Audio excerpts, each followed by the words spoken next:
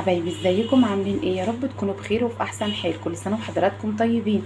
النهارده بامر الله هنعمل مع بعض اكله سهله جدا وسريعه واقتصاديه جدا، اللي هو الكشري الاسكندراني، بطريقه سهله جدا وبسيطه. الاكله دي بجد حلوه، حرشه بتاكل.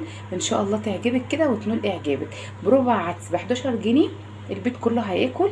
القيمه الغذائيه فيها عاليه، وهنعملها بطريقه حلوه وسهله جدا مع بعض. معايا حله كده على النار. اول ما الحله تسخن هنزل بشوية من الزيت زي ما احنا شايفين. هنا ممكن نستخدم كل الكمية زيت، ليه؟ عشان يطلع مفلفل معايا وزي القمر.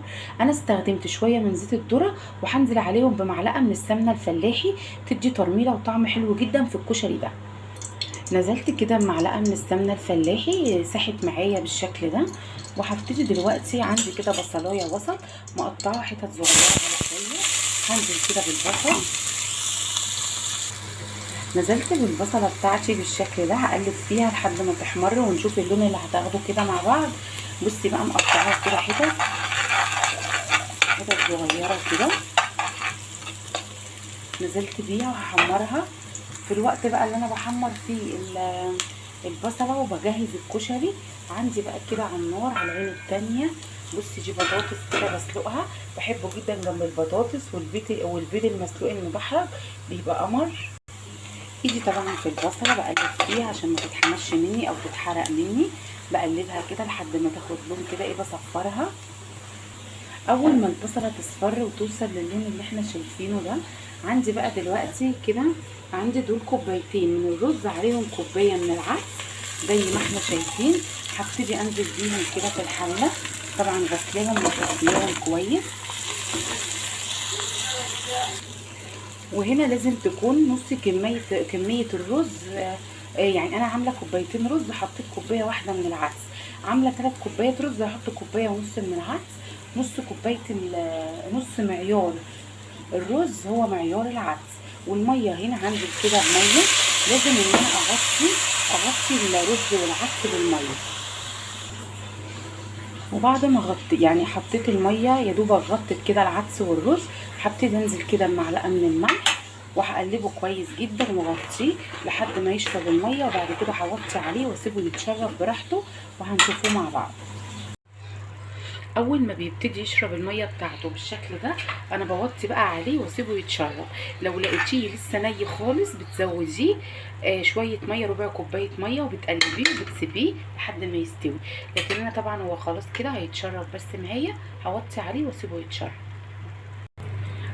الكشري استوى بقى زي الفل معايا، بجد طعمه في منتهى الروعه، ريحته جميله جدا.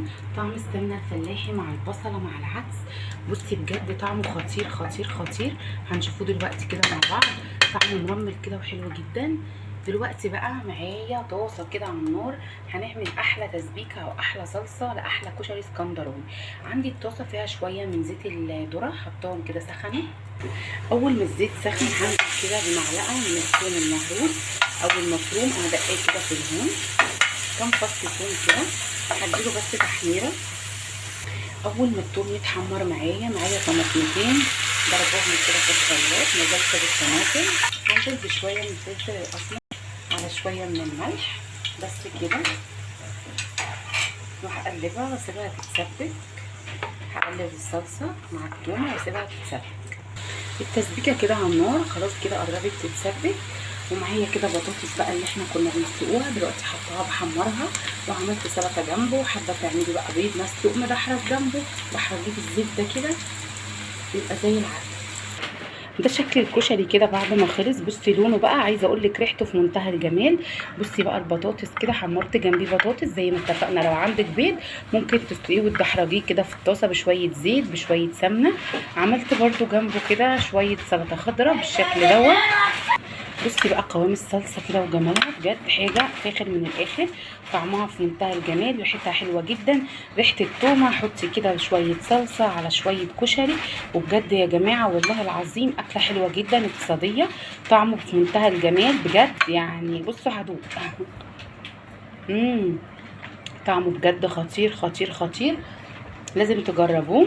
في ناس بقى هنا بتحبه بتعمل جنبيه سمك مشوي، بيبقى برده عسل. لو شويه الكشري بس جنب البطاطس سكر، شويه الصلصه بشويه الكشري، في منتهى الجمال. ربنا يديمها علينا نعمه. يلا بقى ما تنسونيش بقى في اللايك والشير. بحبكم في الله احلى اخوات. ربنا يديمكم نعمه في حياتي. استودعكم الله الذي لا تضيع ودائعه في حفظ الرحمن حبايب قلبي.